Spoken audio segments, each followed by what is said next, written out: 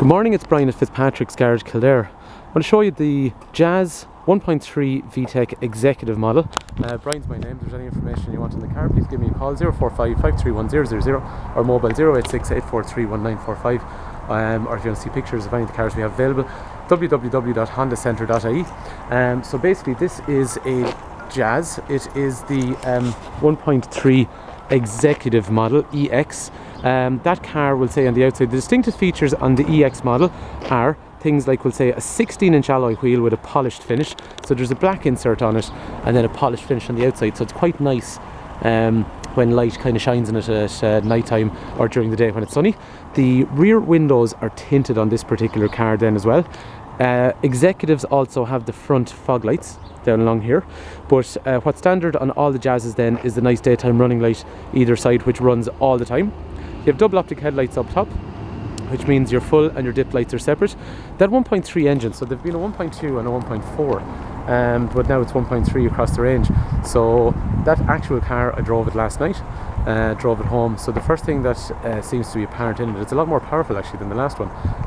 So it's quite zippy. Again, we'd get you to drive one if you come to look at the car, but it's definitely, and it wasn't something I was expecting. I read through kind of reports and that kind of stuff, and just reading kind of reviews and stuff that different, we'll say, journalists were doing and stuff, and it wasn't a common theme that I had been expecting, so it wasn't something that I suppose I built up in my mind, but I just found it actually to be a much zippier car than the previous one. And I always actually liked the previous one because there was a bit of go in it already.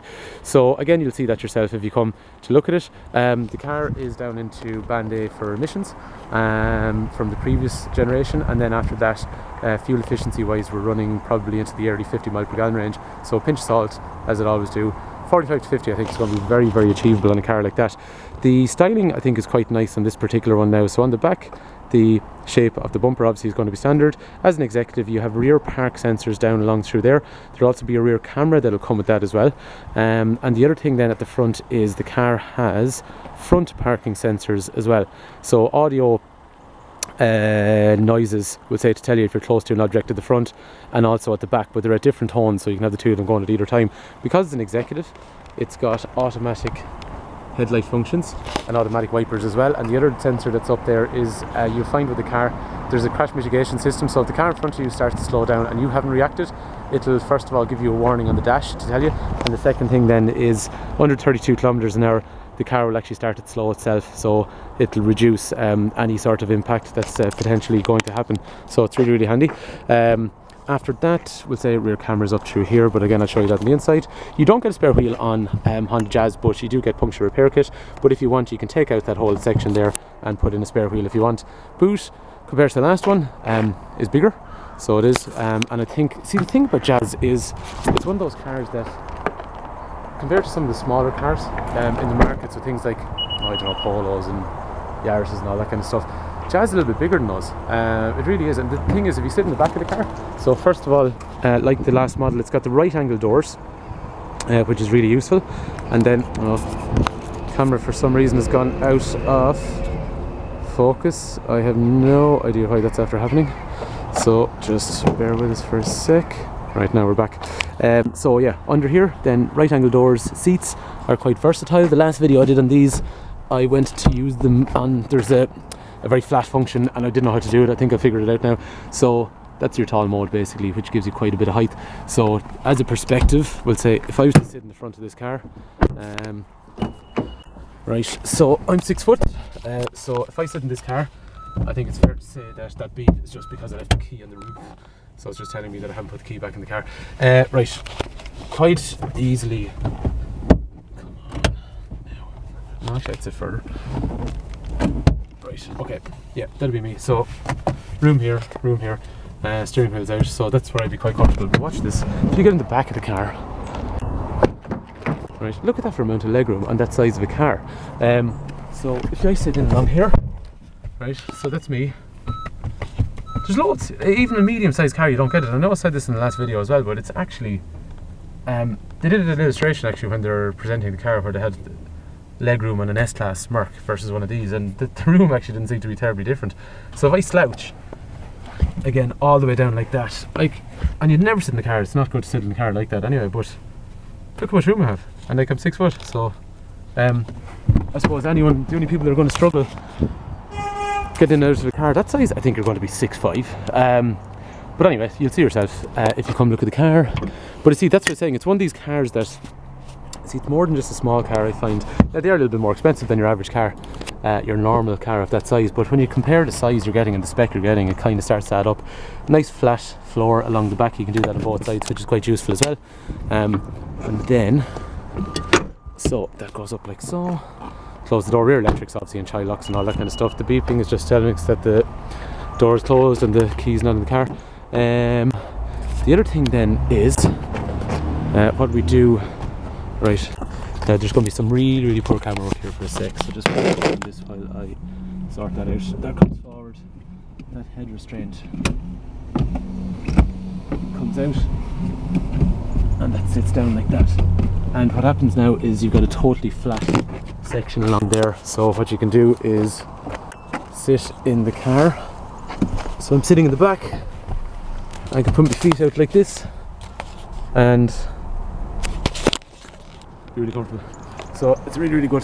So it is, and there is times you would do that. Okay, not often, but I know from experience, if you're sitting in ferry ports or things like that, it can get kind of uncomfortable if you got to wait for a couple of hours or something like that. So it's really useful. It's versatile. Anyway, let's close that up. On the inside of the car, height just for the passenger seat, which is unusual again on that size of the car. Obviously electrics for the front windows. Okay, let's have a look on the inside here. After that, electrics for windows, electrics for mirrors, electric folding mirrors. I better grab a key and bring it inside. That phone's ringing. Right, okay, so now it's going to stop beeping because I have the key inside. Okay, we've got lane change assist, which is going to warn us if we're changing lanes or anything like that. Front and rear park sensors, so we'll turn them on. Then if we drive forward, okay, it's telling us here, and it's telling us here as well. Backwards, I get a nice big camera along here. Just going to let these mirrors before I go to reverse into something. And then in a similar way, I've got sensors at the back telling me there and over here as well. And also then I've got a zoom, I got a panoramic view in the camera, so 3 different settings in the camera. It's deadly. After that then the wipers will be automated, the headlights will be automated, but daytime runners during the day, and then at night time headlights come on. Start stop because we're into an executive. So stop, clutch, and start. Gear stick's lovely. It's like, and there's a lovely throw on the gear stick. It's short and it's precise. 6 forward gears, nice ratio between third and fourth. This thing is really zippy, but on a motorway you'll see yourself anyway. The function along here is just going to go between phone and audio if you don't want to take your eyes off the road. Menu controls up here just to change various things like controls on the screen up here. So what we can do is, using this here, we can manipulate this for things like average speed, miles per gallon. The information up here is going to tell us if what the most recent speed zone is. So if we're going through a 50 zone or whatever it is, it'll flash up 50 or 60. So it's just warning you what the last zone you went through is. In terms of, there's an armrest here now which has 12 volt outlet, USB connector. The last one didn't have that armrest as well, so it's quite useful. But also we've a second USB connector, a second 12 volt outlet, and HDMI if you want to play a video up through here. This is Honda Connect. Again, I'd have to go through this separately in another video because there's so much stuff in it, and there is one, so if you just ask me I can send it to you. But it's touch and swipe, audio functions, which is radio, if you press it properly, radio functions, source, where do you want music to come from, back out of that, and then into phone menu. And the really cool thing about, so that's just, you know, mobile phone and all that kind of stuff. Really cool thing about that is you can go in there, different functions like calculator and all that stuff, but the big thing is browser. You can go in here and surf the internet. Handbrake's down, so pull up the handbrake, and now it allows us to go into the internet. Okay, I haven't connected my phone. All it'll do is just use 3G or 4G from your phone, if you let it, or you can use a dongle or something like that, so it's really handy. Cruise control is now standard on this particular spec as well. Driver, passenger, side, curtain airbags. again, that's just a general overview of the car. There is more stuff in it, but as we were saying, and I suppose not trying to give a big sales pitch on it, but just Jazz is more than just a normal small car. It's a car that we find sometimes it's a medium-sized car, but even in terms of, I actually think it's bigger inside than Civic. To be fair, Civic's wider, but in terms of front and back, there's a ton of space in it. So it's so versatile, but especially in a nice executive like this. Like, it's got everything. Oh yeah, the other thing actually I didn't show you was the heating controls. All digital, so we can go all the way down to the bottom or swipe all the way to the middle or top, or else then you can independently go down through the different temperatures. On, off, air conditioning, air recirculation, rear windscreen demisters, and the wing mirrors as well. Front windscreen demister up and down through this as well, so it's quite nice the way it's laid out. Right, definitely don't want that to happen, so let's just turn it off altogether for a minute. Very cool. Again, we do part exchanges, we do finance. We're a garage in Kildare town, so if there's any information on the car, please give us a call, 045 531 000. Hopefully this car is of interest, and if it is, please do come for a drive, and thanks for taking time to watch.